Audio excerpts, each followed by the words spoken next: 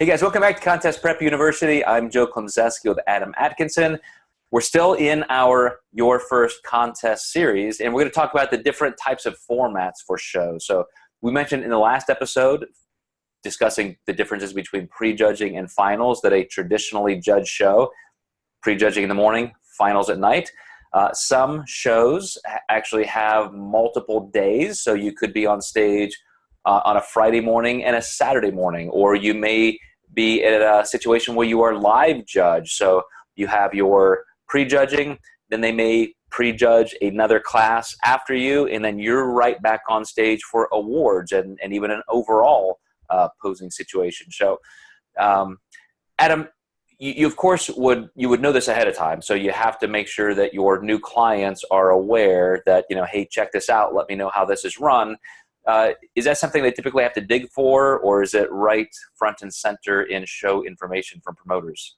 It's usually in show information, and then you'll see it on the schedule, just kind of how things are ran. But I think that, you know, that term live judging gets thrown out there, and if you're a new competitor, you won't really know what that is, because I think prejudging and finals are so dominant used words in our industry.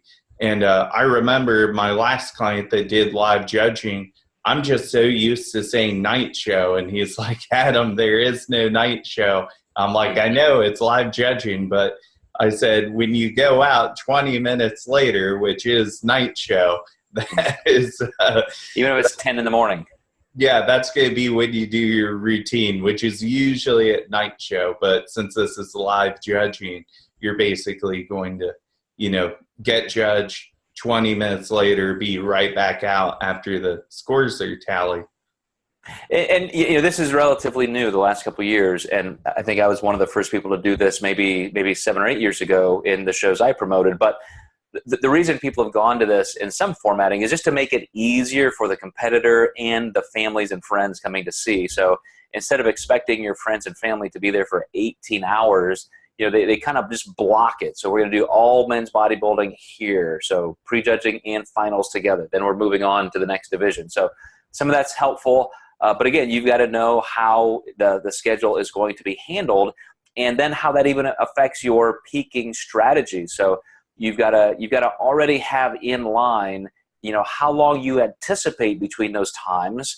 If things are going as scheduled as you thought they would be, you know, are you going to need another meal or a pre-pump-up snack, or maybe just some hydration? You know, you got to really think through those things ahead of time, and then with some contingency. So I know, Adam, with my clients, I'll have 2 or 3, you know, sub-game plans ready. If this, then that. If this, then that. But also we're communicating with them via messaging and maybe phone calls. And so, you know, we're kind of tracking all of that. So I think it's really important for every competitor, whether you're using a coach or not, to anticipate a lot of scenarios and have a lot of tools at your disposal when you need them. Absolutely.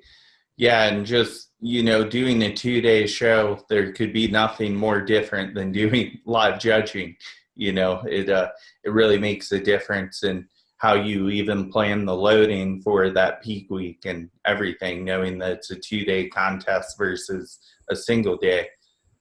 Yeah, even though we have an episode on that specifically, for the new competitor, you know, just some advice to think about is, you know, whatever your peaking strategy has been, you know, look back at how you've handled Wednesday, Thursday, Friday, Saturday, and then if you have to go into, you know, another day, Sunday, or maybe it's Friday and Saturday, you know, you're obviously not going to go out after the first day and just eat whatever you want and then expect the next day for things to go well. I mean, actually, maybe you'll look better, who knows? But, you know, you should really have a plan going in, you know, even making sure that your sodium, minerals, water, things like that are at least accountable, and you know where you are. So as you are observing your own physical changes, you can at least try and attribute it to what you're doing, and therefore what you might have to do to rectify.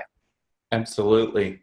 So, all right, guys. Well, a couple more in this episode, in this series, a couple more episodes in this series, and we're going to move on to something else. But for right now, we're going to continue on with your first contest.